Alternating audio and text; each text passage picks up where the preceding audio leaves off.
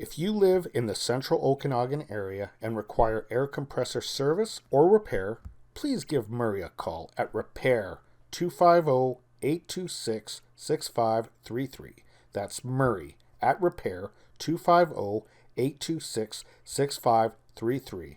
Quality work at a fair price.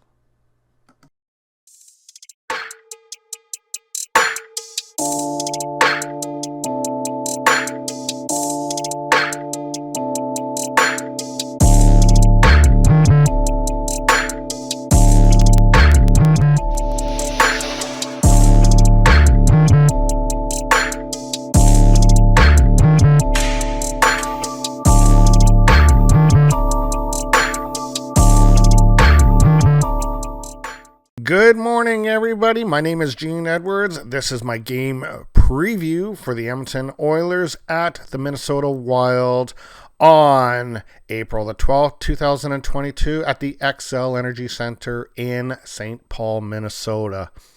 This one is going to be a fairly even matchup. In fact, the Oilers have had a history of having poor showings against the Minnesota Wild. So we'll see what happens here. Let's just dive right into this. Okay, so as you can see here, Covers has it as a 50-50 split, which right there tells you quite a bit. But Minnesota has been a pretty good team this year. They're actually doing really well in a tougher conference in the Central. So, yeah, this is going to be a tough battle. This is going to be another test for the Oilers, but the Oilers did good against Colorado, and that's the best team in the Central. Let's dive into where the standings are. There's only one game today. I'm filming this, obviously, on April the 11th, in the early morning of April 11th, but there was only one game on April 11th, and that's Winnipeg and Montreal, so it doesn't really affect the standings. So going into this game, Minnesota is sitting at a record of 44-21-6 for 94 points. The Edmonton Oilers are sitting at 42-25-6 for 90 points. And I broke this down as the Western Conference standings since it is a interconference matchup as opposed to a divisional matchup. Some of the trends going into this game as the Oilers have a cold trend as they are 0-4 in their last 4 games as an underdog. Now, I don't know why they're listing them as an underdog considering Minnesota. Well, I guess that was just the consensus pick. But they are listing Oilers as the underdog in this one. Oilers are also 0-5 in their last 5 games as a road underdog. Some of the hot trends that the Oilers have is the Oilers are 6-1 in their last 7 overall. Oilers are 6-1 in their last 7 versus Western Conference. And the Oilers are 5-1 in their last 6 games playing on 2 days rest. So a lot of stuff that could favor the Oilers in this. For Minnesota, the Wild are 6-1 in their last 7 when their opponents allow 2 goals or less in the previous game. One of their cold trends, though, is they are 1-6 in their last 7 after scoring 5 goals or more in their previous game. So that they get a little overconfident in themselves, and then they tend to lighten up for the next game. But another hot streak that they got going is the Minnesota Wild are 5-1 in the last 6 after scoring 5 goals or more in the previous game. Let's take a look at the let's go take a look at the versus mode.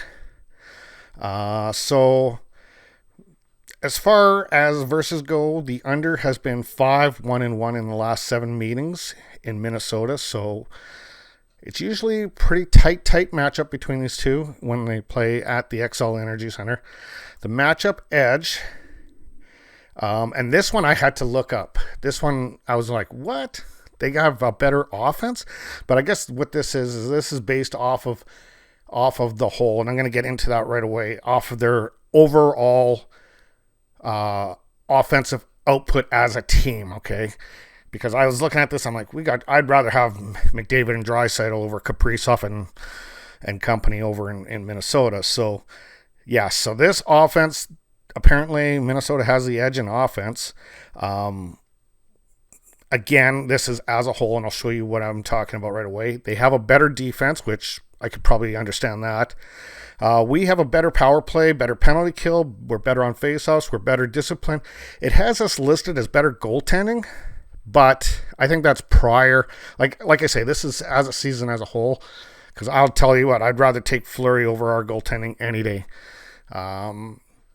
Even though our goaltending has been freaking stellar as of late, I'd still take Fleury in a heartbeat.